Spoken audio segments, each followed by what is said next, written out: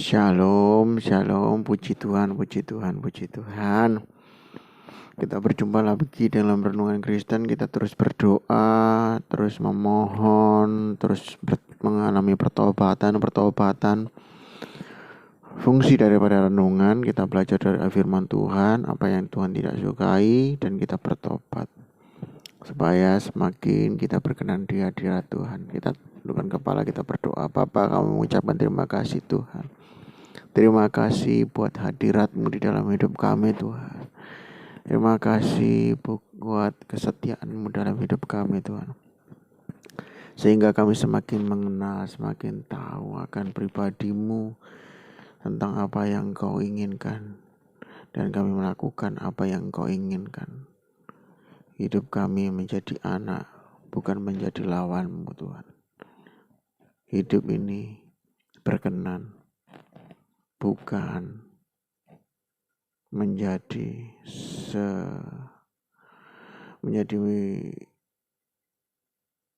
orang yang Kau benci Tuhan. Terima kasih Tuhan. Di dalam nama Tuhan Yesus. Haleluya. Amin. Kita baca dalam 2 Tawarik 21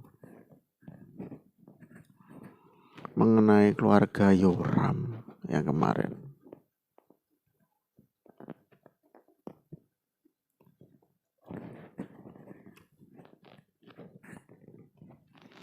Ya.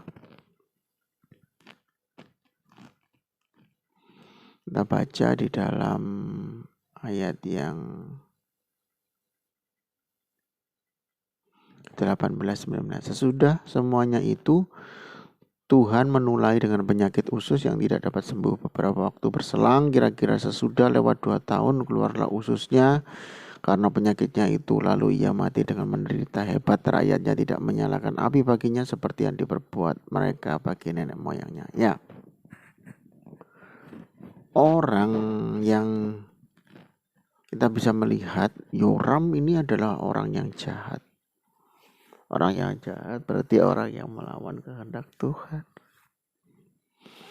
Orang yang melawan kehendak Tuhan adalah orang yang dibenci Tuhan.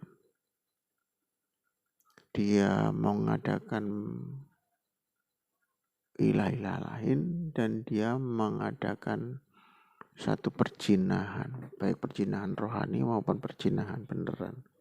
Dan ini sangat, perjinahan rohani artinya maksudnya gini, dia si Yoram menyembah kepada Tuhan yang lain, dan ini sangat tidak benar. Sampai Elia menyampaikan, beginilah firman Tuhan, katanya, anak Allah Daud, bapa leluhur, engkau tidak mengikuti jejak Yosafat. Nah, aku akan mendatang itulah. Nah, seperti itu. Ada nabi Tuhan yang akan berbicara kepada kita. Nabi Tuhan siapa? Ya, firman Tuhan. Orang yang menyampaikan firman Tuhan itu nabi Tuhan. Orang yang mengatasnamakan Tuhan, yang dipakai Tuhan untuk mengembalakan kita, pendeta kita. Ya, terkadang memang kejujuran itu menyakitkan. Terkadang firman Tuhan itu melukai kita. Tapi justru itu sebenarnya luka yang dilakukan oleh firman Tuhan itu merupakan sayat untuk membedah kanker kita. Luka sayatan yang ditimbulkan oleh yang disampaikan Elia seperti ini Elia mengatakan seperti ini. Engkau akan menerima tulah istri-istrimu dan anak-anakmu dan harta milikmu. Dan engkau akan menderita penyakit hebat. Nah, itu harusnya Yoram meresponi, saya tidak akan melakukan kejahatan lagi karena ini berbahaya. Nah, seperti itu. Tetapi ternyata Yoram bukannya ingin mendapatkan pemulihan, tapi Yoram itu malah cenderung sakit hati. Ada banyak orang-orang hari ini merespon firman Tuhan dengan sakit hati. Jadi apakah? Tidak jadi apa-apa. Ada beberapa orang yang sampai pindah-pindah gereja. Ini kita berbicara mengenai pertumbuhan rohani ya. Pertumbuhan rohani itu harus tertanam dalam satu pot, satu tanah. Bisakah tanaman itu dipindah-pindah setiap waktu? Oh, aku ingin dengarkan yang ini, aku ingin dengarkan yang itu, aku ingin dengarkan. Pindah-pindah terus, pindah-pindah terus, pindah-pindah terus. Bisakah? Enggak bisa. Enggak bisa. Pertumbuhan kerohanian sama dengan pertumbuhan tanaman. Jagung ditanamkan ya di tempat ya sawahnya jagung. Padi ditanam di tempatnya sawahnya padi. Bagaimana dengan sakit hati ketika mendapatkan penggembalaan dari firman Tuhan yang disampaikan oleh hamba Tuhan?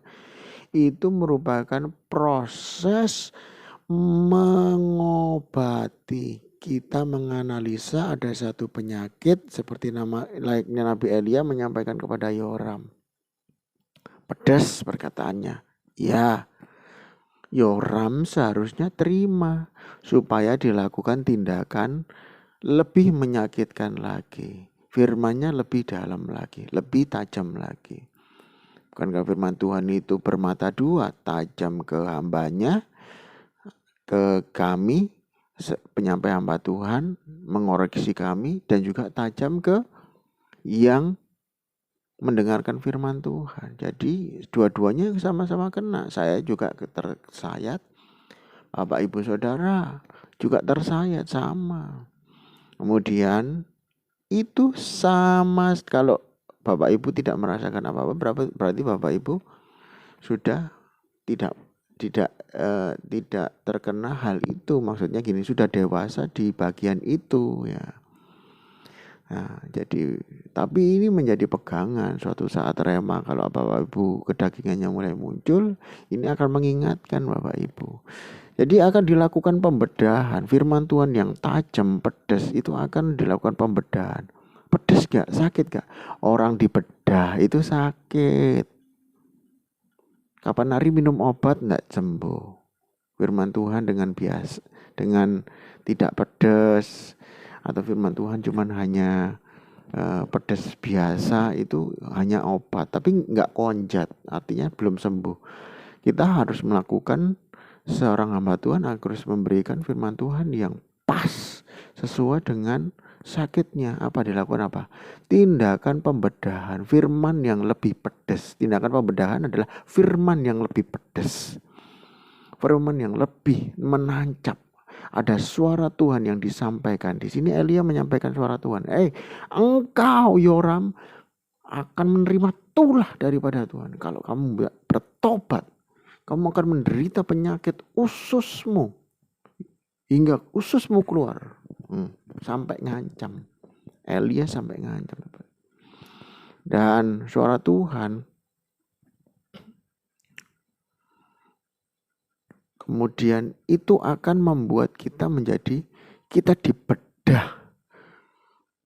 Lapisan satu, kulit satu dibedah. Kemudian diambil sel kankernya. Ya, seperti itu. Kalau jantungnya buntu, kita akan lakukan pembedahan, jantungnya dioperasi. Terus kemudian dipasang ring supaya bisa kembali normal jantungnya.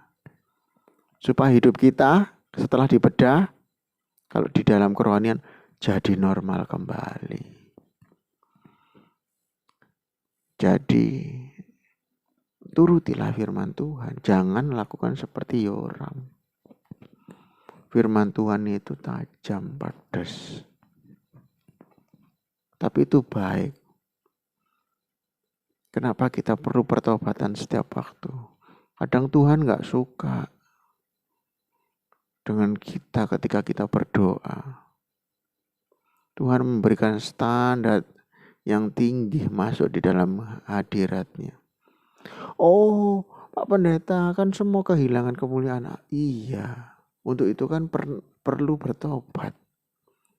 Saya sudah bilang, saya pun terus bertobat hari ini apa yang menjadi kedagingan saya. Saya seorang hamba Tuhan aja bertobat, masa Bapak Ibu, Saudara merasa, aku ndak punya dosa, aku ndak punya kelemahan. Lah kenapa sampai nggak dijawab Tuhan? Itu kan sebuah pertanyaan. Saya pun takut.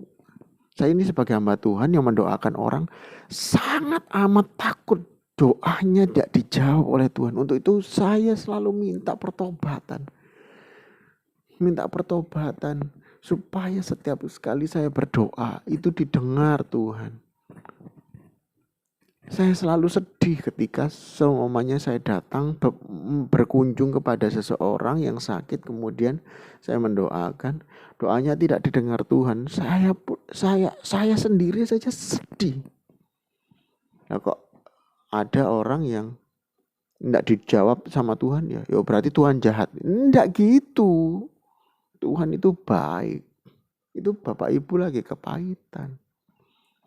Bapak Ibu pindah-pindah gereja tidak akan pernah bertumbuh. Saya sudah lihat dengan mata kepala saya sendiri.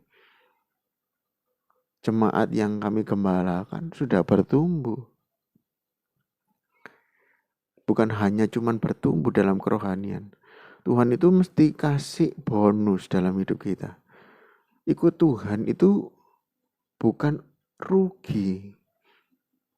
Memang kata Paulus, Anda sudah tidak kejar yang namanya hal yang dulu Bapak Ibu anggap prinsip seperti layaknya kerja, cari uang, dan lain sebagainya. Itu tidak prinsip lagi. Tapi yang prinsip adalah cari Tuhan. Tapi Tuhan bukan ketika Bapak Ibu kejar Tuhan. Tuhan itu tidak akan tinggal diam. Bahkan Tuhan itu memikirkan Anda jauh-jauh hari sebelum Anda ikut Tuhan. Makan, minum, sandang, papan. Tuhan pikirkan Anda. Dari mulai perkara kecil-kecil, hubungan keluarga, keretakan dalam rumah tangga. Tuhan pikirkan semua. Tuhan rubah karakter kita. Orang yang semakin dekat dengan Tuhan, itu karakternya gak semakin keras, semakin berubah. Karena kita takut untuk berdosa. Dan Tuhan adakan pemulihan demi pemulihan. Nah, Yoram seperti itu. Seperti itu maksudnya apa? Ya ini yang seperti Kristen hari-hari ini.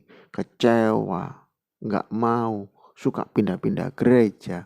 Kalau Yoram dulu bukan pindah-pindah gereja, menolak firman Tuhan. Kita baca ayat yang selanjutnya. 20. Ia berumur 32 tahun. Ia menjadi raja dan 8 tahun lamanya ia memerintah. Ia meninggal dengan tidak dicintainya. Dia dikubur di kota Daud, tapi tidak dalam pekuburan raja-raja. Ya kan? Apa yang dibilang Nabi itu benar-benar ada. Dia benar-benar mati dengan usus yang keluar.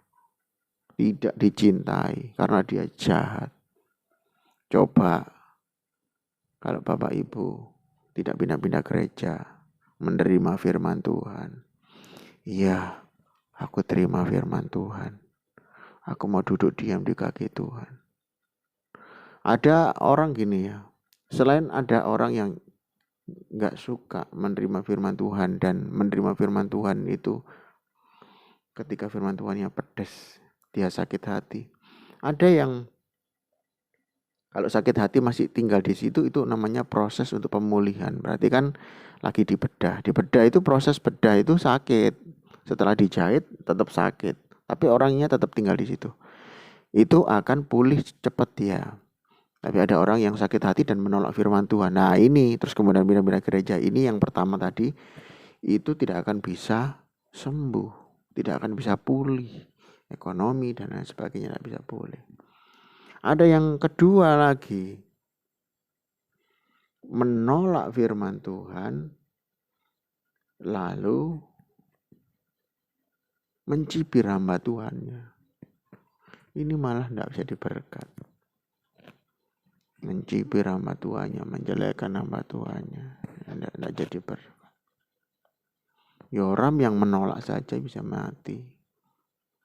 Apalagi yang saya sudah melihat ya, ada banyak orang yang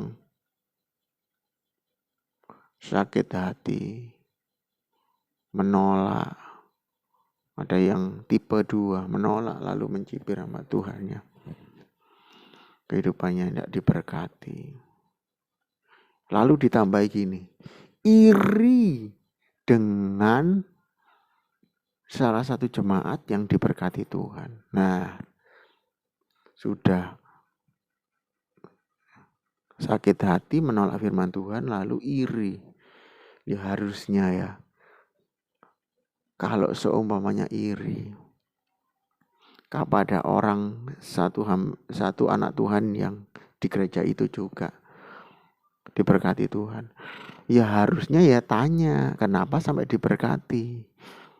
Nanti dia akan jawab, dia melakukan firman Tuhan.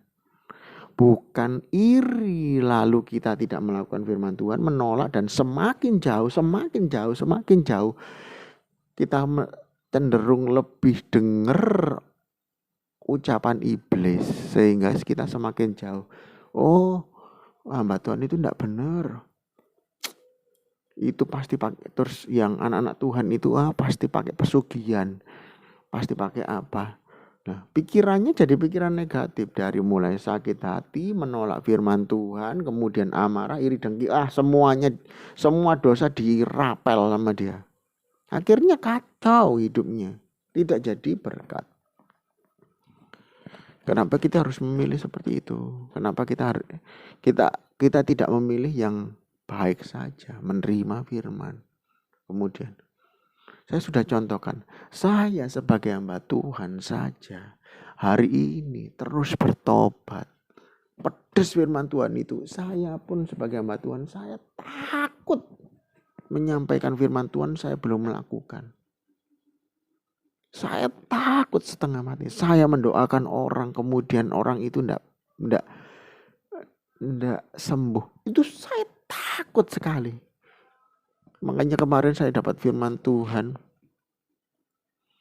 di dalam Yesaya, jangan takut sebab aku ini Allahmu, jangan bimbang. Saya takut berdoa.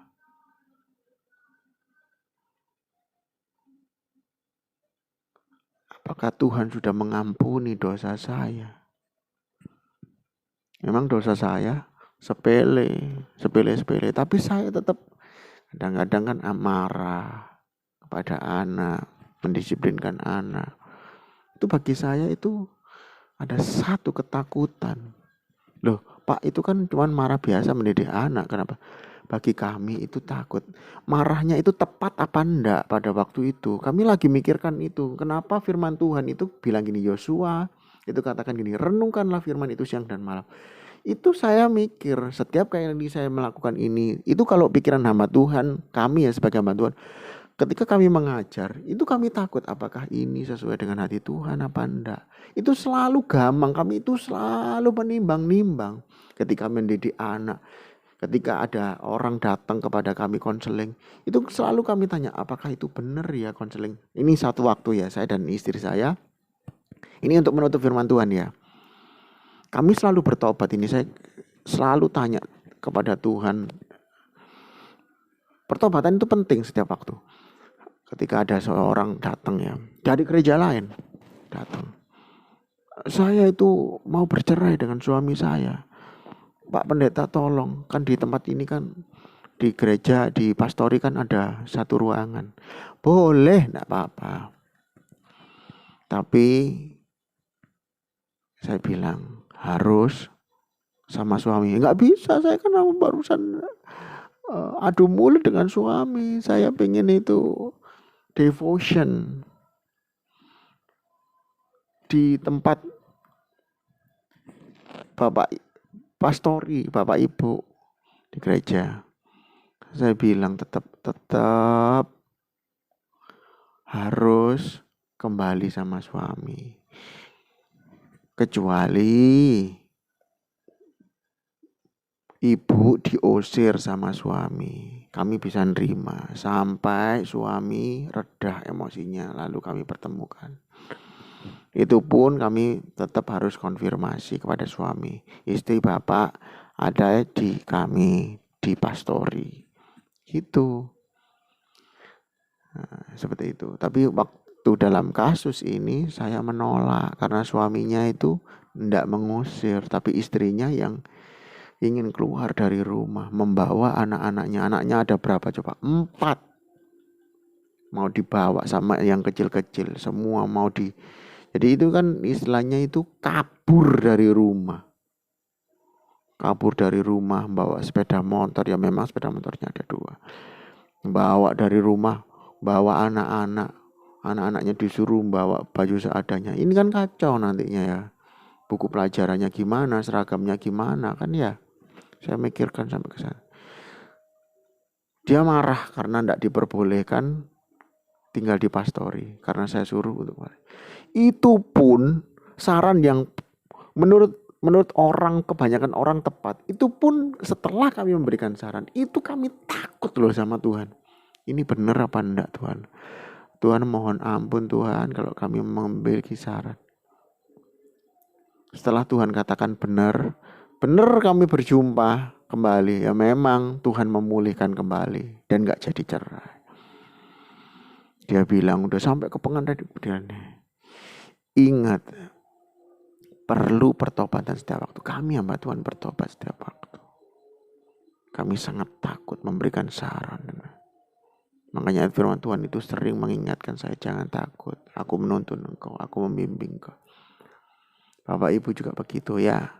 Terus bertobat sama seperti saya, terus bertobat. Ayo bareng-bareng kita mengalami pertobatan bareng yuk. Kita semangat, biar hidup kita dipulihkan yuk. Saya rindu. Kini hamba Tuhan ketika menyampaikan firman Tuhan itu cuma satu, visi dan misinya. Hamba Tuhan dikatakan gagal ketika jemaatnya tetap hidup di dalam kemelaratan. Ya memang ada yang dikaruniakan kemelaratan. Tetapi kami tetap inginkan surga di bumi, surga di surga. Jadi bumi merasakan bagaimana keindahan, kebahagiaan surga. Di surga ya jelas Anda akan menerima kebahagiaan. Itu yang kami inginkan. Bapak Ibu tetap menerima janji-janji Tuhan. Itu merupakan kesuksesan seorang hamba Tuhan. Bagi saya ya itu standar yang doa didengar Tuhan, doa dijawab Tuhan, Anda terima pemulihan ekonomi, penghasilan dari mulai segini meningkatnya. Itu kami itu merasa sukses di situ. Kalau saya itu bukan ngejar yang kuantitatif ya, jemaat jadi banyak enggak. Kalau saya kejar kualitas seorang jemaat bisa meningkat, penghasilannya meningkat, makin dipulihkan Tuhan. Yang dulu wajahnya sedih sekarang kembali berseri-seri. Nah, seperti itu yang Bapak Ibu, Tuhan berkati. Kita tutup dalam doa. Bapak, kami mengucapkan terima kasih Tuhan. Tuhan memberkati setiap kami. Ayo percaya kuasa Tuhan terus membuat kami bertobat dan kami terus diperbarui, kami terus dipulihkan. Terima kasih dalam nama Tuhan Yesus. Tuhan memberkati kita semuanya ya. GPI Jemaat Balong Rawe, gereja-gereja lain, Tuhan memberkati. Gereja yang ada di luar negeri, Tuhan memberkati. Terus bertobat, terus semangat untuk bertobat supaya cepat pemulihannya. Haleluya. Amin. God bless you all.